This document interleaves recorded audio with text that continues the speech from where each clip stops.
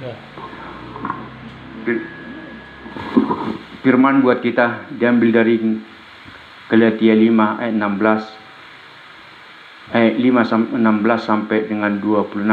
Demikian tertulis di sana. Maksudku ialah, hiduplah oleh roh, maka kamu tidak akan menuruti keinginan daging.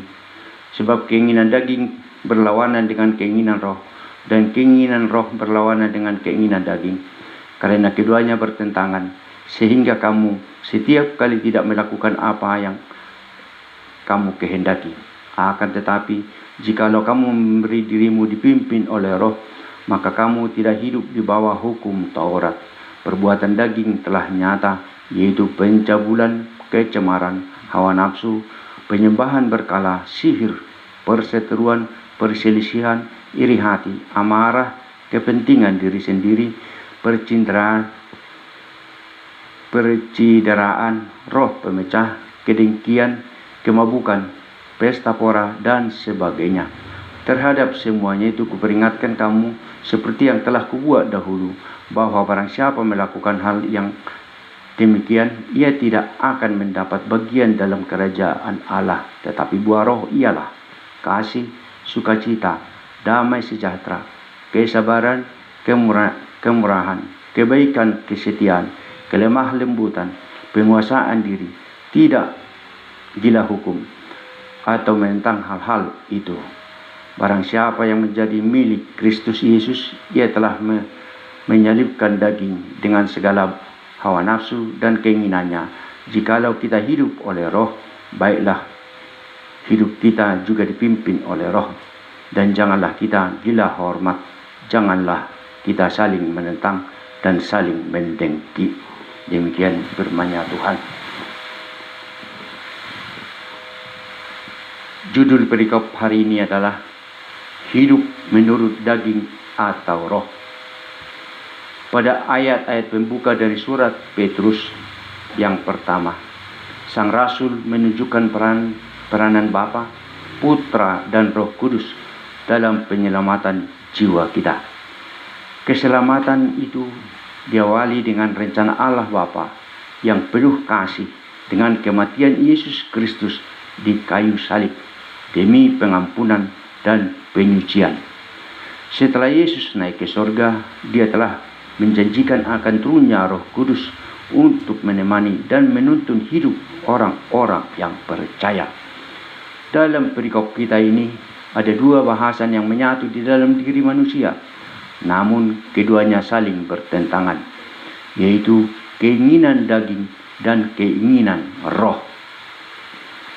Adapun keinginan daging adalah masalah-masalah duniawi seperti pencabulan dan hawa nafsu, penyembahan berkala dan sihir, perseteruan dan perselisihan, iri hati, amarah dan kepentingan diri sendiri, kedengkian, kemabukan, dan pesta pora, dan lain-lainnya. Semuanya ini adalah godaan duniawi.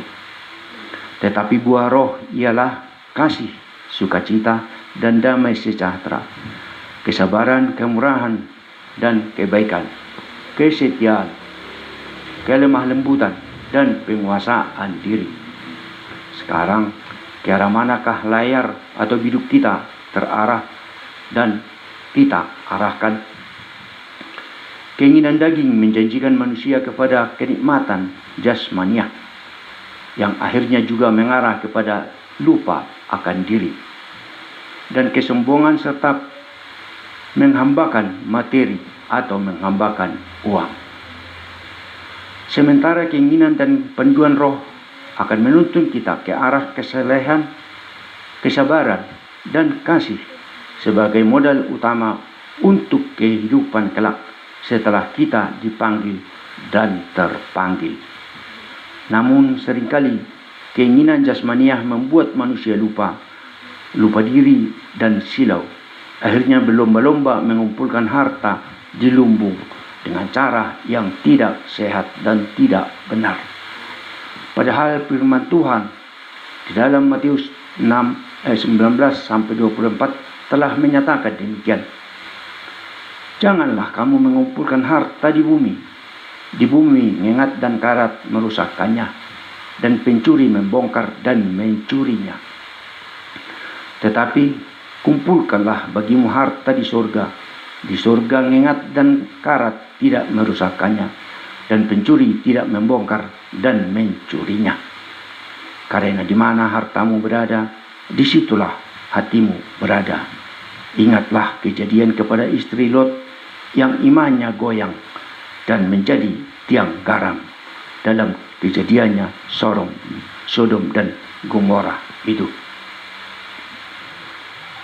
Jemaat Tuhan, seringkali kita mendengar dan membaca kisah-kisah sedih dari orang-orang yang berhasil dan yang terkemuka di bumi ini, di mana hari-hari tuanya menjadi kesepian, layaknya seperti hidup sebatang kara, karena anak-anaknya sudah kaya-kaya dan mereka tinggal jauh, dan dia juga tidak bisa merangkul dan bercanda dengan cucu-cucunya yang mungkin mereka cuma datang sekali 1 tahun. Sementara kawan-kawannya terdahulu juga yang mengeluh-elukan mereka, yang tadinya setia dan mengerumuni dan menemaninya, sudah pada meninggalkan dia. Seluruh buku dari pengarang terkenal di dunia telah habis dibacanya, habis dilalapnya. Akan tetapi seringkali firman Tuhan yang terdapat dalam kitab suci tidak atau jarang dibacanya atau dimaknainya. Jadilah hatinya menjadi menderita kesepian dan harapan kosong. Bukankah Alkitab jauh lebih indah dari segala buku yang pernah ada di bumi? Kenapa firman yang ada di dalamnya seringkali kita lupakan? Hidup ini adalah singkat. Tiba-tiba saja matahari bagaikan akan tenggelam, berganti dengan kegelapan malam. Ingatlah firman Tuhan yang terdahulu, yang tertulis dalam Matius 6 ayat 33 sampai dengan 34, yang menyatakan, tetapi carilah dahulu kerajaan Allah dan kebenarannya, maka semuanya itu akan ditambahkannya kepadamu. Sebab itu, janganlah kamu khawatir akan hari esok, karena hari esok mempunyai kesusahannya sendiri. Kesusahan sehari cukuplah untuk sehari. Demikianlah firman Tuhan untuk kita hari ini. Amin.